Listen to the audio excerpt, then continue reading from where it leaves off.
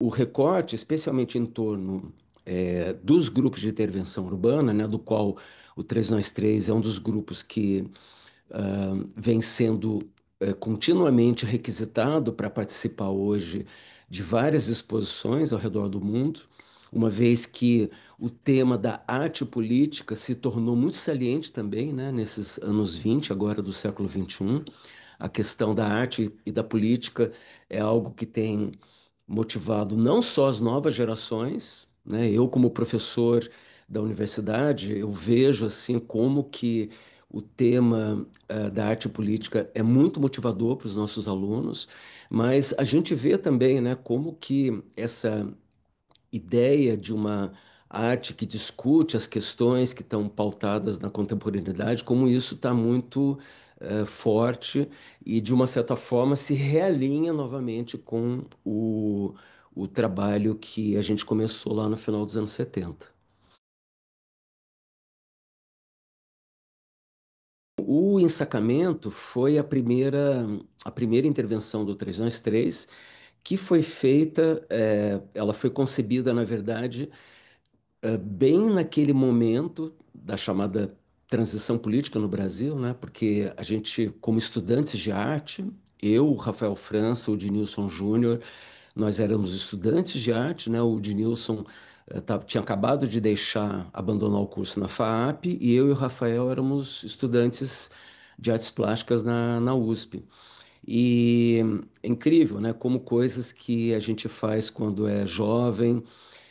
acabam às vezes marcando o resto da tua vida, né, por iniciativas que você fazia por puro impulso, por pura energia, por puro desejo. E é por isso mesmo que a gente deve, como professores, deve sempre incentivar os nossos alunos a abrir o gás, trabalhar com full gás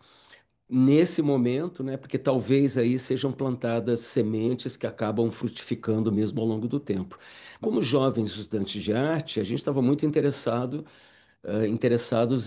em olhar para frente e pensar, exercitar ou realizar coisas que não se enquadravam no formato,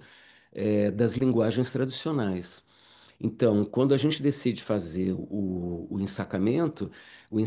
foi um trabalho, na verdade, muito metódico, porque ele precisou, antes de um levantamento dos monumentos mais importantes da cidade de São Paulo, e foi numa madrugada que a gente decidiu, então, com a ajuda de dois amigos, né, uma fotógrafa e um cara que foi dirigindo o carro que nos levou para fazer esse tour, que a gente então decidiu fazer esse comentário que, se de um lado o objetivo era encobrir um tipo de arte associada a um passado que não nos interessava mais, mesmo a arte moderna, por exemplo, do Monumento das Bandeiras do Brecheret. Por outro, a imagem da tortura era algo inevitável e presente, né, ao você ver a imagem de um monumento com um saco de lixo na cabeça.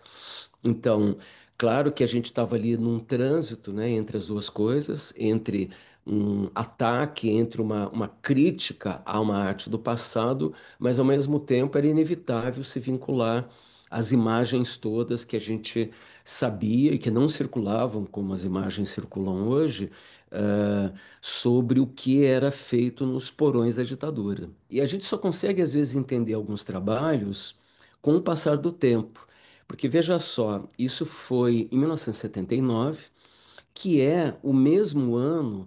em que a tão citada crítica de arte Rosalind Krauss havia escrito sobre a escultura no campo expandido, né? É muito curioso a gente ver como que, com o passar do tempo, você percebe como certas coisas estavam numa certa sincronia, mesmo sem ter uma proximidade, sem conhecimento de uma coisa e de outra, né?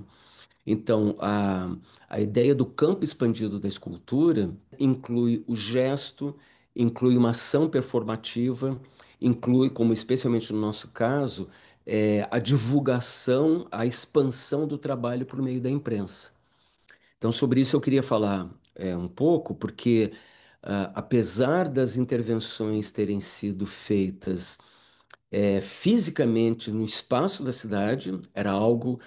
que podia se perceber fisicamente, presencialmente nas cidades, as intervenções só tiveram mesmo uma repercussão muito grande pela estratégia que o grupo encontrou desde cedo de divulgá-las pela imprensa. Então, a imprensa escrita, a televisiva, o rádio, passou a se constituir também uma extensão do trabalho. Também era uma, digamos, a linguagem da imprensa, as muitas linguagens da imprensa também foram incluídas nesse campo expandido das intervenções.